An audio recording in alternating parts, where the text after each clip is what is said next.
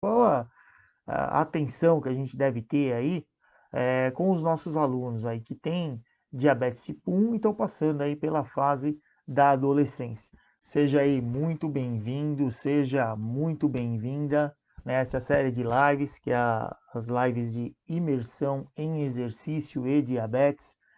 Meu nome é Roberto Dória, eu sou profissional de educação física, especialista na prescrição e no acompanhamento do exercício físico para quem tem diabetes.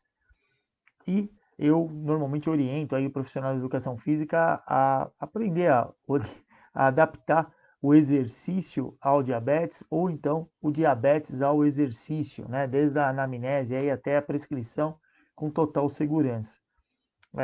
Na live de hoje a gente vai comentar a respeito de alunos que são adolescentes, né? E tem diabetes tipo 1. Então, quer dizer, qual a atenção que a gente deve ter aí com os nossos alunos aí que têm diabetes tipo 1 e estão passando aí pela fase da adolescência.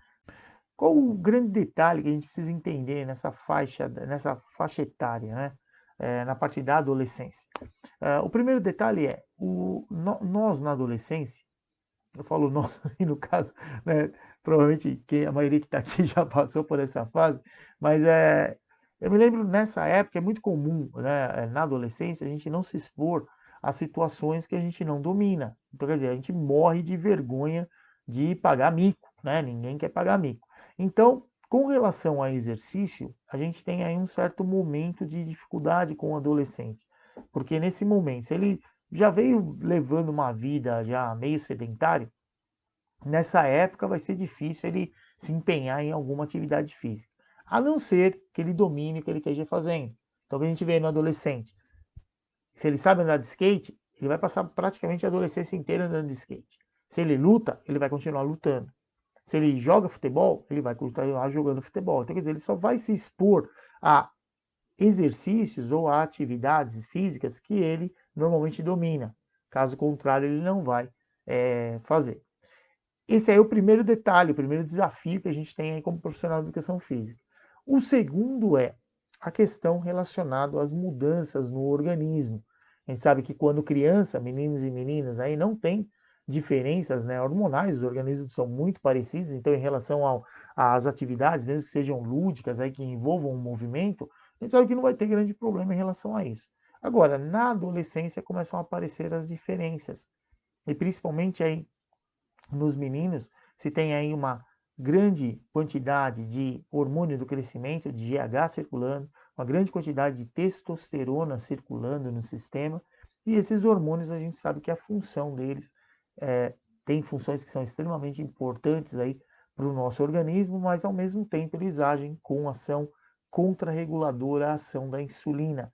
Então, quer dizer, aquela situação que a gente normalmente encontra no indivíduo adulto quando vai fazer o exercício, você libera lá adrenalina no sangue, essa adrenalina ela faz lá aumentar a frequência cardíaca, a noradrenalina ajuda aí no controle da parte relacionada à pressão arterial, e também essas catecolaminas elas automaticamente aumentam a resistência à ação da insulina porque elas estimulam a liberação de glucagon.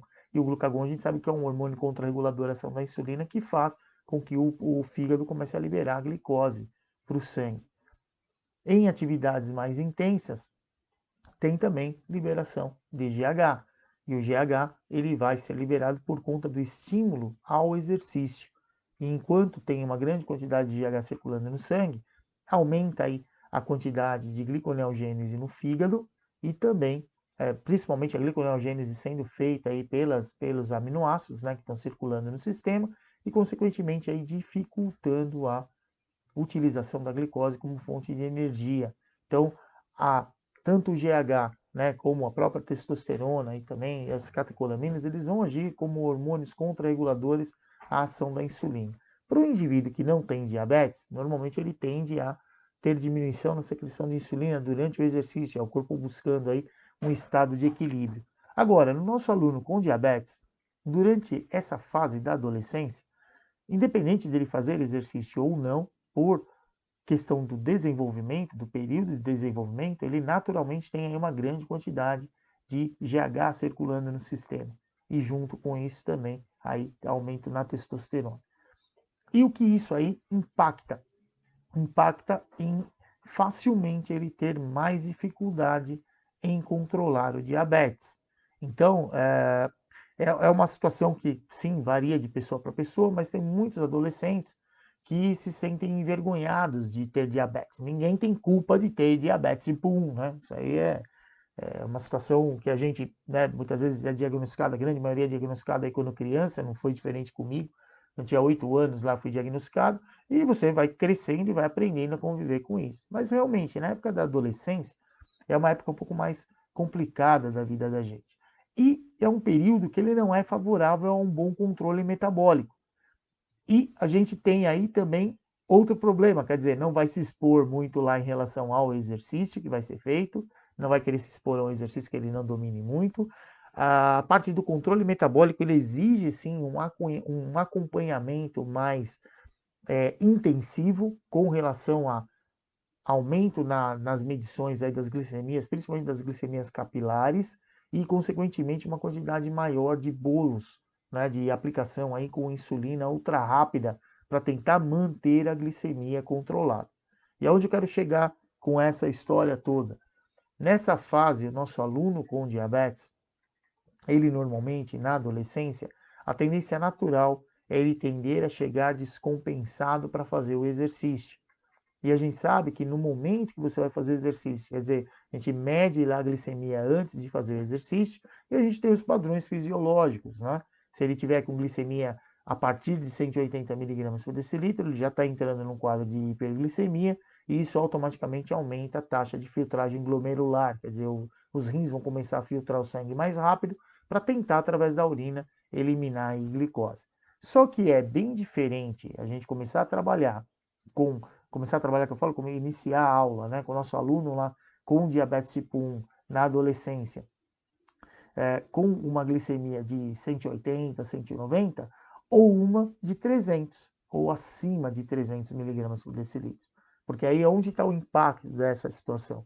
Quanto mais distante, mais hiperglicêmico o indivíduo vai ficando ao longo do período, porque muitas vezes o que acontece, para quem tem diabetes tipo 1, por que exige um monitoramento mais apurado? Principalmente porque se você descuida, você pode tanto ficar hiperglicêmico por um longo período, como também pode fazer vários episódios de hipoglicemia. Então, esse é um detalhe bastante desafiador aí para quem tem diabetes tipo 1. Então, independente ela está indo fazer exercício ou não. Para nós, como profissionais de educação física, o melhor é que o nosso aluno com diabetes ele chegue para fazer o exercício com glicemias menores do que 180 e maiores do que 70, claro, para fazer o exercício acima aí de 100 miligramas por decilitro, de preferência. Então, nessa faixa, a gente tem uma certa segurança aí para trabalhar. Agora, se o nosso aluno ele chega já hiperglicêmico, quando ele vem treinar, e ele está com um quadro de hiperglicemia, além de ser bastante distante de 180, vamos supor que ele chegue para treinar com 380 de glicemia. Isso eu já trabalhei com adolescentes, também já fui adolescente, né? Então, várias vezes eu vi aí o aparelho, esse glicosímetro que a gente usa, ele mede até 600. Mas é muito comum aí, facilmente, chegar a valores próximos de 400, ou muitas vezes aí, ultrapassar 400 miligramas por decilitro.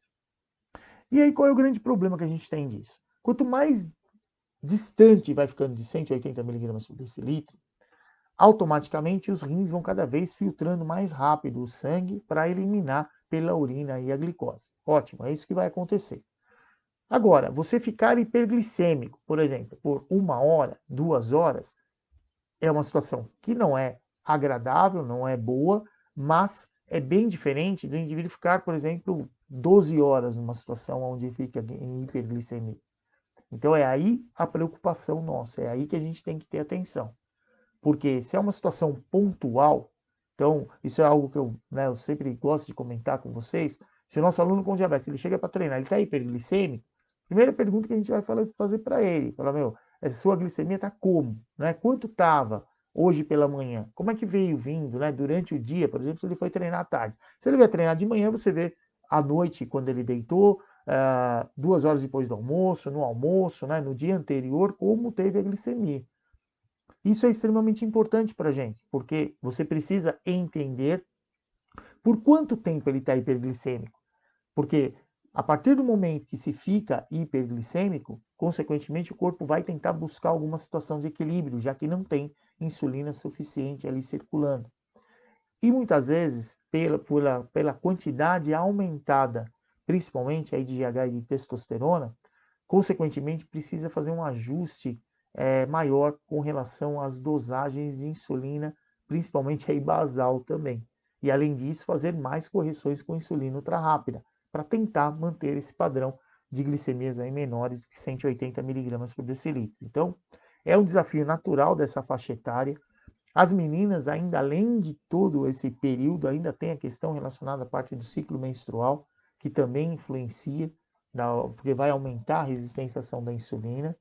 Então, essa situação também ainda é mais uma situação que deve ficar atenta a esse momento da vida, porque a tendência natural é ficar hiperglicêmico. E a gente sabe que o exercício, durante o exercício, fazer hipoglicemia é algo ruim, vai atrapalhar no treinamento, faz a pessoa se sentir muito mal, só que também em hiperglicemia a gente normalmente vai esforçar muito mais o sistema. Então é algo que a gente precisa sim prestar atenção nesse sentido para fazer com que o nosso aluno fique a maior parte do tempo em valores menores do que 180, que isso vai garantir um bom rendimento para ele. Para o adolescente que normalmente vem fazer o exercício, e para ele está fazendo por uma questão de lazer, esses momentos de hiperglicemia vão sim ser desconfortáveis. A tendência natural, ele vai ter sim uma percepção subjetiva do esforço com uma carga muito maior do que realmente a carga que está sendo aplicada ali naquele treinamento, naquela sessão de treinamento. O rendimento dele tende a diminuir.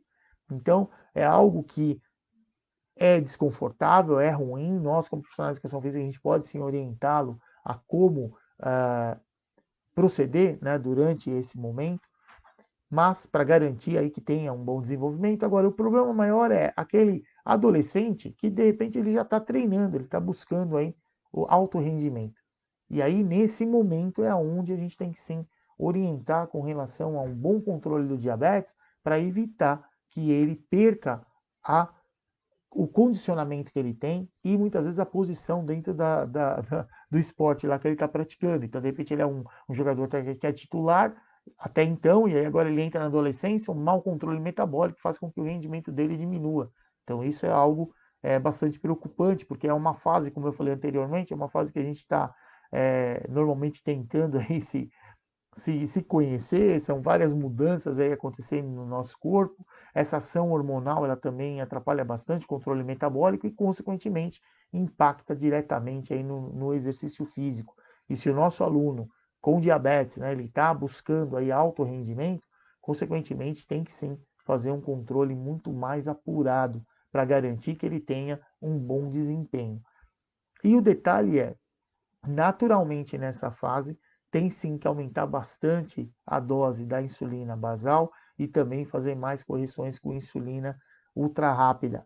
Se ele treina em alto rendimento, pode aumentar o risco dele fazer hipoglicemia? Certamente sim.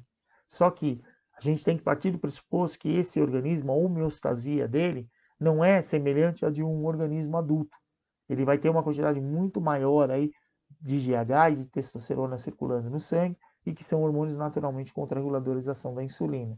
Então, para poder ter um bom controle metabólico, consequentemente, vai precisar sim ter um aumento na insulina também circulando. Agora, o quanto, não é? Tem que ir testando, por isso a necessidade aí da gente trabalhar junto com o médico e passar para cada momento aí que a gente está treinando, né, com o nosso aluno, as respostas relacionadas ao que está acontecendo em relação à parte das glicemias. Isso é bastante importante para que isso ajude o médico a fazer os ajustes necessários nas dosagens de insulina. Então, esse trabalho em parceria nesse momento, ele é muito importante. Um outro desafio é relacionado à parte da ingesta calórica. Quer dizer, esse organismo ele ainda está em desenvolvimento. Então não dá para a gente fazer como muitas vezes adultos, né, muitas vezes fazem, optam aí por não consumir carboidrato, que é uma coisa que a gente sabe que para o exercício não é algo que vai ajudar muito, mas precisa sim ter uma ingesta calórica adequada aí para esse momento também da vida. Um outro detalhe que eu acho que a gente precisa ficar muito atento, principalmente relacionado às meninas, né? nessa fase, muitas vezes elas querem perder peso, alguma coisa assim, o que elas fazem? Muitas vezes deixam a glicemia totalmente descompensada, porque aí praticamente entrando, né, bem próximo aí de cetoacidose metabólica, elas conseguem, de certa maneira, perder um pouco de peso. Tá certo que perde uma boa parte aí de massa magra, mas é algo que esteticamente para elas, elas não estão muito é, preocupadas com essa situação.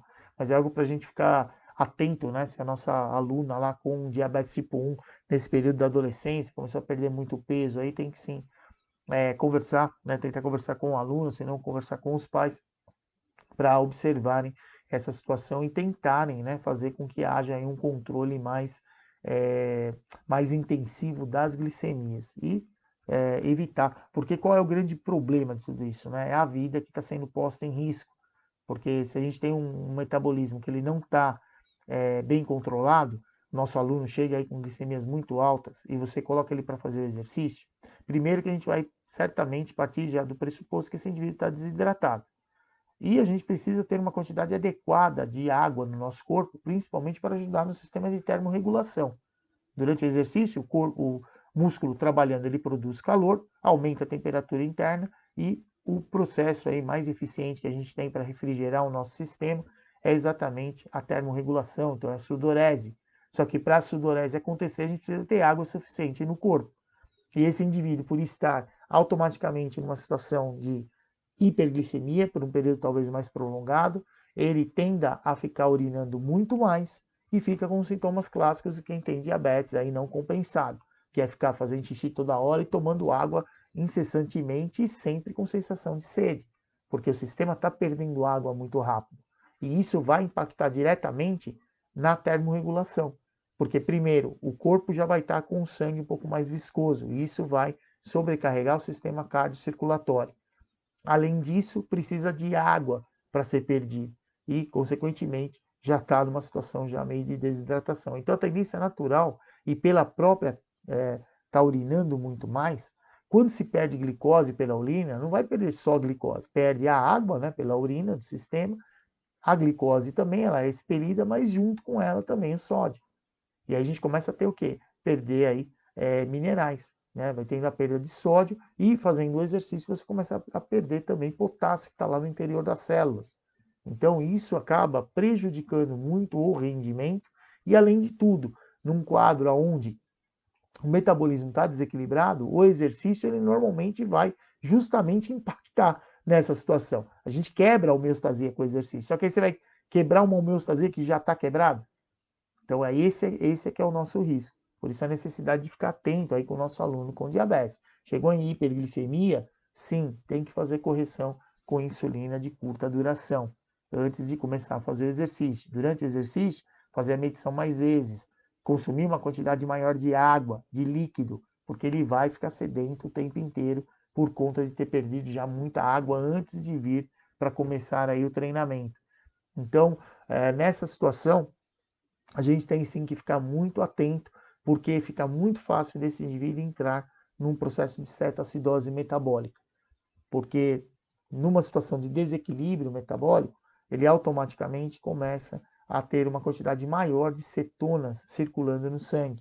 E as cetonas, a gente sabe que elas aumentam muito por conta da tentativa do sistema em metabolizar a gordura, os ácidos graxos livres, sem a presença de piruvato, que vem ali da quebra da molécula de glicose. Então, se a gente tem pouca glicose, tem pouco piruvato para poder ser usado na via oxidativa para poder ajudar a degradar a, o ácido graxo. E, consequentemente, aumenta essa quantidade de cetonas. Essas cetonas elas vão para o nosso sangue, deixando aí o potencial de hidrogênio diminuído, quer dizer, o sangue tende a ficar mais ácido. Então, olha que situação. O nosso aluno está chegando com uma glicemia extremamente alta, está hiperglicêmico durante um período maior, consequentemente, ele vem numa situação que o exercício, naquele momento, ele precisa ser feito, porque uma coisa que são situações que muitas vezes, infelizmente, né, eu já tenho conhecimento aí de profissionais de educação física que muitas vezes se o aluno chega lá hiperglicêmico para fazer exercício, na escola não vai fazer aula. E aí os alunos sabendo disso, o que eles fazem? Assim, top lá de carboidrato, lá come um monte de doce antes da aula de educação física, chega lá hiperglicêmico e o professor não vai deixar ele fazer exercício. Existe também o outro lado dessa moeda, né? Aquele aluno que foi para treinar e a hora que chega lá está com glicemia de 400, aí o professor de educação física não sabe muito bem como lidar com aquela situação, e aí o que acontece? Pune aquela pessoa. Né? Quer dizer, ele se sente punido. Na verdade, a gente está se protegendo. Estava falando para ele, ó, não vai fazer exercício hoje enquanto não compensar essa glicemia. Só que a gente sabe que usando doses de insulina exógena, isso vai demorar horas para acontecer. Quer dizer, a aula, o treino vai passar e esse indivíduo não vai ter a oportunidade de treinar. E isso, assim, para o psicológico, eu entendo que é uma coisa muito ruim, né? Você está punindo ele por uma situação que ele tem que aprender a controlar. Não estou tirando a responsabilidade do nosso aluno, mesmo ele sendo adolescente, mas é algo que a gente, sim, como profissional de educação física, a gente tem que saber lidar com essa situação.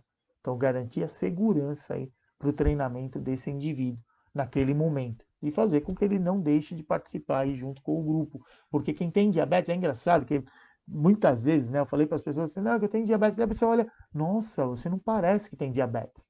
Aí você olha para a pessoa e fala, mas como é que é a pessoa que tem diabetes, então? Como é que a pessoa que tem diabetes parece? Não é? As pessoas entendem que quem tem diabetes é um estrupiado. Não existe isso. É um problema, é uma alteração metabólica. Você não vai. Quem tem diabetes, quem não tem diabetes, você olhando para a pessoa, você não vai saber. Né? Mesmo porque a pessoa, por exemplo, você vê uma pessoa que está, sei lá, amputada lá, teve o pé amputado. Aí você vai falar, nossa, você tem diabetes? Por quê? Porque quem tem diabetes amputa o pé? Não é assim. Ele pode ter sofrido um acidente. Então, não dá para a gente generalizar. Né? Então, são situações que a gente tem sim que fazer com que o nosso aluno com diabetes tenha a oportunidade de participar. Qual é a responsabilidade disso aí? É a gente ter contato com o médico, ver qual o procedimento que a gente pode utilizar para garantir a segurança para ele. Falando procedimento em relação às dosagens de insulina. Ele vai ter sim que fazer correção com insulina ultra rápida antes de começar o treino. Por segurança, o que a gente pode fazer? Mede a glicemia antes, identificou um quadro de hiperglicemia, faz a correção com a insulina ultra rápida. Depois de um período de treino, ali 15, 20 minutos no máximo, que é o tempo que essas insulinas já está chegando no sistema, e enquanto isso o exercício vai fazendo a função dele, o músculo trabalhando vai fazendo a função de, independente da ação da insulina, remover glicose do sangue, vai hidratando esse indivíduo e mede a glicemia mais vezes. E vai monitorando. O que não pode acontecer é ele começar com uma glicemia, por exemplo, eu andei de exemplo, próximo aí de 400, e depois de 15, 20 minutos você medir, ele está valores acima de 400. Então isso aí vai indicando que esse indivíduo está caminhando sim para uma situação de cetoacidose metabólica. Aí nessa situação a gente tem sim continuar hidratando ele e fazer as correções aí necessárias para ele sair desse quadro de hiperglicemia.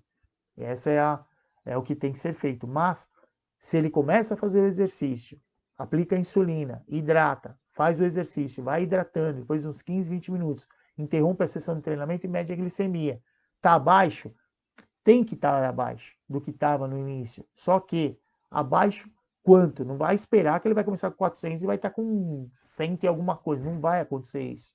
Mas já é um indicador que essa situação de cetoacidose ela não vai se amplificar ali durante o exercício. Então, tendo a insulina começando a fazer efeito, ele vai sim facilitar aí, vai junto com o músculo trabalhando, vai acelerar a captação da glicose e menos glicose ficando no sangue, mais glicose no interior da célula, o corpo começa a atingir equilíbrio na parte metabólica e menos corpos cetônicos vão lá para o sangue. Porque a gente tem que se preocupar com o exercício, porque durante o exercício a gente sabe que vai ter o metabolismo aeróbio e o anaeróbio também trabalhando. E o anaeróbio, como produto final, a gente tem a produção de lactato. Lactato é um elemento ácido que vai sair da célula muscular e vai lá para o sangue. Só que vai para um sangue, não aonde tem um potencial de hidrogênio em torno de 7. Ele vai para um sangue onde já está ácido por conta do monte de cetonas que estão ali. Então, é essa a preocupação. E, consequentemente, o corpo, o sistema vai cada vez tentar lançar mais glicose e, consequentemente, vai fazer com que esse indivíduo tenda a ficar aumentando mais ainda a glicemia dele. E isso sim pode levar o indivíduo à morte, como também a hipoglicemia pode levar o indivíduo também à morte. Então, é uma situação que a gente tem que ficar bastante atento, porque nessa época é muito comum quadros de hiperglicemia e hipoglicemia, porque fica lá com um monte de hormônio contra-regulador circulando no sangue, tende naturalmente a ficar hiperglicêmico, aí começa a fazer várias doses de insulina e de repente exagera na insulina e faz quadro de hipoglicemia. Então é um momento sim um pouco mais desafiador para nós como profissionais de educação física, mas a gente precisa sim tomar cuidado para que o nosso aluno com diabetes ele tenha a oportunidade de participar, a oportunidade de tentar ter o controle da glicemia o mais próximo possível, dentro de um padrão que cause menos desconforto. A tendência natural é ele ficar acima de 180? Mas se você nesse período consegue, através do exercício, fazer com que ele mantenha aí glicemias menores do que 180, que seja por um período, mesmo menor do que a gente geralmente consegue com quem é, o adulto, né, por exemplo, que tem diabetes tipo 2 ou diabetes tipo 1, certamente ele vai, consequentemente, ter aí um benefício nesse momento. E o mais importante é fazer com que ele se integre com os demais da mesma faixa etária dele. E isso, nesse momento, a responsabilidade ela cai um pouco sobre nós, como profissionais de educação física, principalmente nesse sentido de evitar que o indivíduo faça o exercício. Porque é bem diferente, vamos analisar a situação aqui. Se o aluno chega lá para a aula, você mede a glicemia dele, está lá 380, 400 e alguma coisa. Você fala para ele, não, está hiperglicêmico, você não vai poder fazer exercício. Se ele não tinha intenção de fazer, ele vai dar graças a Deus, vai fazer aquela cara de, tá. E no fundo ele está aplaudindo, falando, nossa, que ótimo, eu não queria mesmo fazer. Mas, para aquele aluno que quer fazer, é um trauma e é um trauma que não é interessante que ele sofra. Então, diferente de você chegar e falar, não, não vai fazer, do que vamos compensar com insulina ultra rápida, toma aí uma quantidade de água antes de começar a fazer exercício, monitora para cada 10 minutos aí pedir para tomar um pouquinho de água, aumenta a oferta de líquido, faz esse indivíduo fazer exercício, interrompe ali depois uns 15, 20 minutos no máximo, mede a glicemia para ver se ela está diminuindo. Ah, não diminuiu, está aumentando. Então tem um risco de cetoacidose, a gente tentou, não deu certo. Mas aí a visão desse seu aluno com diabetes ela vai ser bem diferente. Vai falar, meu, o professor está tentando me ajudar. A gente não conseguiu dessa vez, mas amanhã tem outro treino, depois de amanhã e assim por diante. E é nisso que a gente tem que se focar, em focar em garantir a segurança do nosso aluno com diabetes durante as sessões de exercício. E não só durante, mas também após. Mas nessa fase realmente é um desafio, é uma fase bastante, na verdade, desafiadora, não só para nós como profissionais de educação física, como também muitas vezes para os pais, que a gente sabe, a gente já foi adolescente um dia, a gente sabe o quão rebelde a gente é, questiona tudo, esse tipo de coisa. Então, uma hora tá super feliz, daqui a pouco tá tristão, então tem todo esse tipo de coisa que a gente precisa também tomar cuidado em relação a isso. Deixa eu só dar uma olhada aqui que a Luciana, ela colocou aqui que no caso aí das meninas que não tem ação de testosterona, esse controle é mais fácil. Não, não é. E assim, não é que ela não tem ação da testosterona, é uma parte da progesterona, ela é convertida em progesterona sim, e essa conversão ela é maior nessa fase aí também. Né? Então, mas claro, em relação à quantidade de testosterona que o menino tem é menor, mas ela tem uma grande quantidade de GH também, né, nessa fase. Então, nessa fase da adolescência, a parte hormonal ela fica assim meio bastante bagunçada. E aí entra também o que eu havia comentado antes, né, a questão do ciclo menstrual. Então tem essa parte também que precisa aí ser, na verdade, por isso a necessidade de uma quantidade maior de medições de glicemia, porque de acordo com o ciclo, né, menstrual, você vai vendo em que momento começa, olha, já fazer a dosagem que está fazendo, porque vamos entender assim, como é que funciona aí o tratamento, né, medicamentoso com base na insulina exógena do indivíduo que tem diabetes tipo 1. Ele tem uma insulina basal, né, que normalmente vai ser aí dosada, né, inicialmente lá, de acordo com o peso corporal que ele tem. Aí depois vão sendo feitos ajustes, são feitos os cálculos aí do fator de sensibilidade, que é para cada unidade de insulina, quanto vai remover em miligramas por decilitro de glicose do sangue, então é feita essa proporção. Muitas vezes, em diferentes períodos do dia, a quantidade de insulina ultra rápida que vai ser aplicada para compensar o quanto de carboidrato ele está consumindo, ela vai diferenciar. E isso também muitas vezes acontece com as meninas durante aí a parte do ciclo, né? Em algum momento, quando percebe que está começando aí a aumentar um pouco mais a glicemia, do jeito que está fazendo o controle não está dando muito certo, está tendendo a ficar mais hiperglicêmico, geralmente aumenta a dose de insulina para correção. Então, isso aí é algo que é muito dinâmico, muda a todo momento.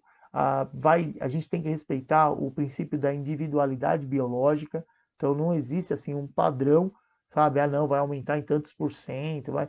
Os médicos até sabem mais ou menos, né? Um padrão para essa prescrição, para essa alteração. Mas é importante, sim, a gente, como profissional de educação física, ter contato com o médico que acompanha o nosso aluno com diabetes e, durante os exercícios, as sessões de exercício, as medições que a gente vai fazendo, os tipos de exercícios que a gente faz, a gente passar essas informações para o médico, porque aí ele consegue fazer os ajustes das dosagens de insulina mais rápido e, consequentemente, diminui aí os desconfortos. Né? Um outro problema que a gente tem também, que a gente tem bastante pessoas com diabetes tipo 1 que estão cada vez mais participando de esportes que têm longa duração. E aí a tendência natural é a preocupação com relação às hipoglicemias. E aí mesmo a suplementação com carboidrato, ela acaba sendo muito mais efetiva se for sendo feita, né, principalmente nessa faixa etária, durante o treino com pequenas quantidades de carboidrato, do que propriamente o padrão que muitas vezes a gente usa aí, de colocar 15, 20 gramas lá de carboidrato antes de fazer o exercício. Né, ou mesmo às vezes durante o exercício para compensar a hipoglicemia. O mais importante é fazer as medições, pequenas quantidades de carboidrato, caso seja necessário, e monitorar o quanto está se mantendo essa glicemia abaixo de 180, mas também não muito distante aí de 100 miligramas por decilitro, tá bom? E é isso aí. Então, não esqueçam, né? O exercício é tudo de bom para quem tem diabetes. Um abraço, até mais!